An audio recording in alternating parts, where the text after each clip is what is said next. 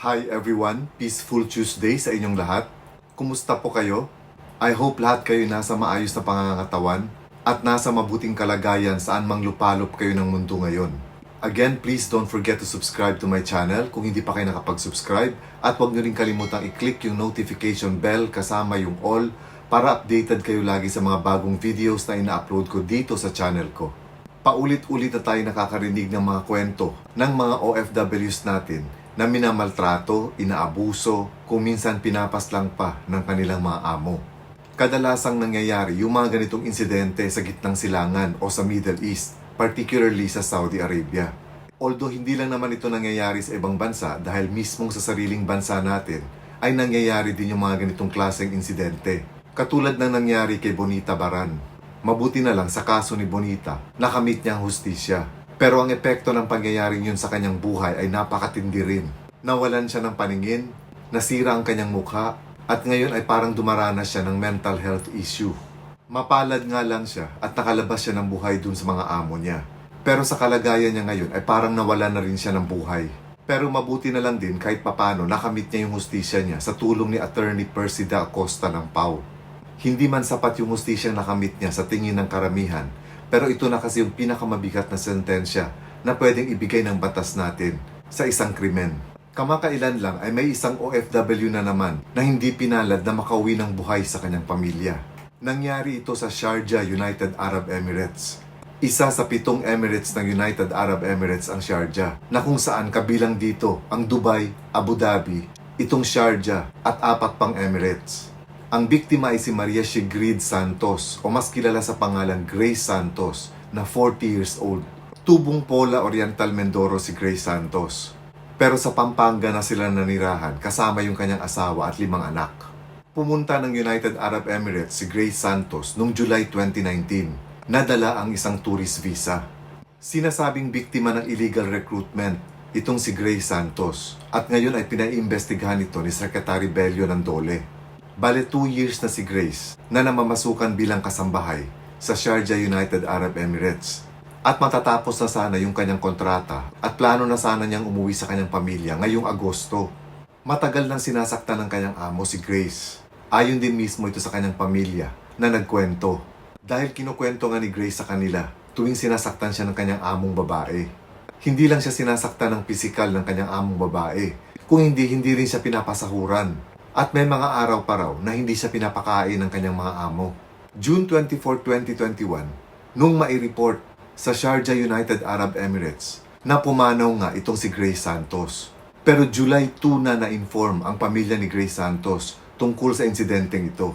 Panoorin natin ngayon yung video na kung saan ay nagkwento ang asawa ni Grace Santos na si Ariel at ang panganay nilang anak na babae.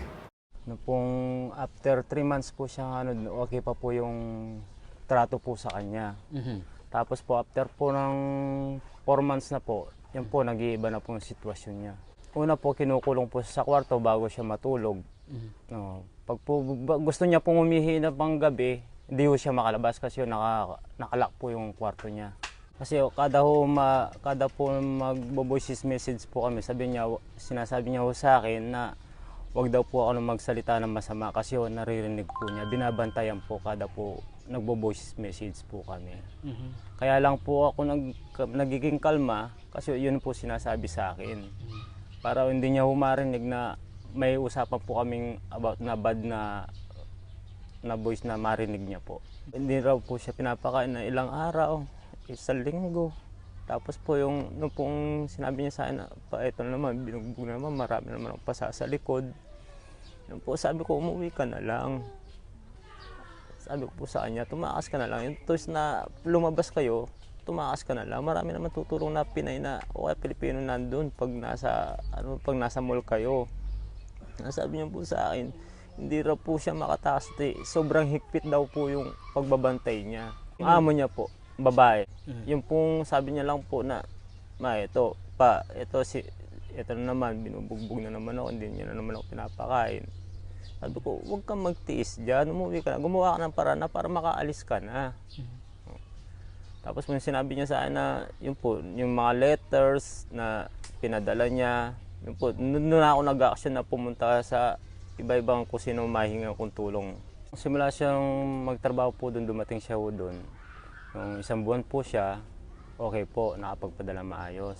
Hanggang sa pangalawang buwan, okay naman po. Hanggang pangatlong buwan po, yun po, okay pa po. Pero simula po nang lumampas ng 3 buwan, hanggang umabot na po siya ng 4 na buwan, sabi niya po sa akin, pa hindi mo na po ako magpapadala, hindi pa ako pinasahod.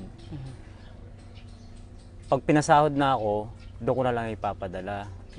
Hanggang po lumipas na 6 na buwan, 7 buwan, December po December 18 So po. madalit sabi, hindi talaga regular nakakapagpadala. Hindi po.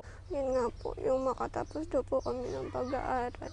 Mabigyan po kami ng magandang buhay.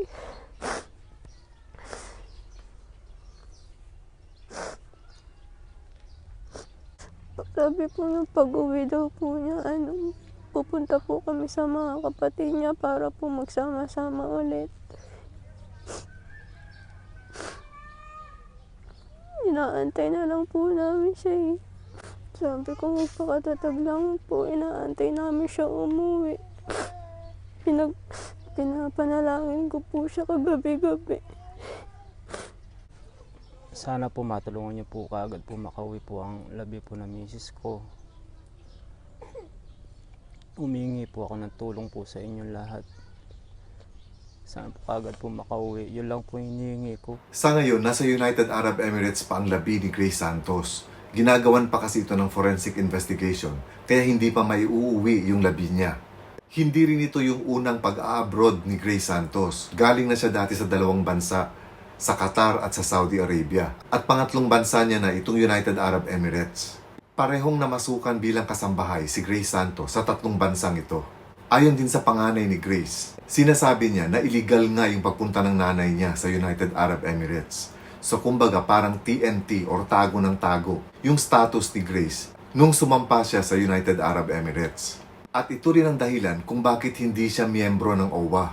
At ayon din sa balita, inaalam pa ngayon kung sino itong illegal recruiter ni Grace na nagdala sa kanya papuntang United Arab Emirates. Pagdating daw kasi ni Grace sa UAE, ibang agency na naman ang nakipagkita sa kanya at ito yung nagpakilala sa kanya dito sa nagiging amo niya sa Sharjah, UAE. So ayon nga sa kwento ng asawa niya, yung first 3 months ni Grace dito sa kanyang amo ay maayos naman siyang pinapasahod. Pero nung dumating na yung ika-4 na buwan, dito na nagsimula na hindi siya pinapasahuran at dito na rin daw nagsimula na sinasaktan na siya ng kanyang mga amo. At sinasabi rin sa report na dahil nga sa pagpupumilit ni Grace na makuha yung mga sahod niya sa mga buwan na hindi siya pinapasahuran, dito na daw nagkaroon ng matinding argumento si Grace at ang kanyang amo. At ito ang naging dahilan ng kanyang pagkapaslang. Ayon din sa report na lumalabas ngayon, 4 na miyembro ng pamilya ng kanyang amo ang nakakulong ngayon sa UAE. Pending investigation. Pero nakapagtataka lang din na June 24 pa pala pumanaw si Grace Santos, pero July 2 na na-inform yung kanyang pamilya sa Pampanga. So makikita natin dito na parang medyo may kabagalan yata ang OWA at ang DFA tungkol sa insidenteng ito. At dahil undocumented OFW si Grace Santos, dahil nga illegal recruitment yung nagdala sa kanya sa UAE, ay hindi siya entitled ngayon sa mga benefits ng OWA. Pero nangako naman ng OWA na magbibigay sila ng assistance, katulad ng bereavement assistance at educational assistance sa naiwang pamilya ni Grace. Ang mga nakakulong na miyembro ng pamilya ng amo ni Grace na sinasabi sa report ay kinabibilangan ng mag-asawang Arabo at 2 nilang anak, at yung isa sa mga anak nila ay underage. Sinasabi rin sa report na ang dahilan ng pagkasawi ni Grace ay dahil sa tama niya sa ulo, although ginagawa pa rin ngayon yung forensic investigation sa mga labi niya. Sa isang local newspaper ng UAE, yung The Filipino Times, sinasabing masusing nakikipag-coordinate ang DOLE with the UAE authorities para mabigyang linaw itong pagkamatay ni Grace Santos. Dito rin sa report ng The Filipino Times, sinasabi nila dito na ayon daw kay Secretary Bello, si Grace ay nilapastangan ng isang kamag-anak ng kanyang amo. At ito daw kamag-anak na ito na sinasabi dito ay may diferensya sa pag-iisip. Sinabi rin ni Secretary Bello na hindi ang mismong mga amo ni Grace ang pumaslang sa kanya, kung hindi itong kamag-anak nilang ito.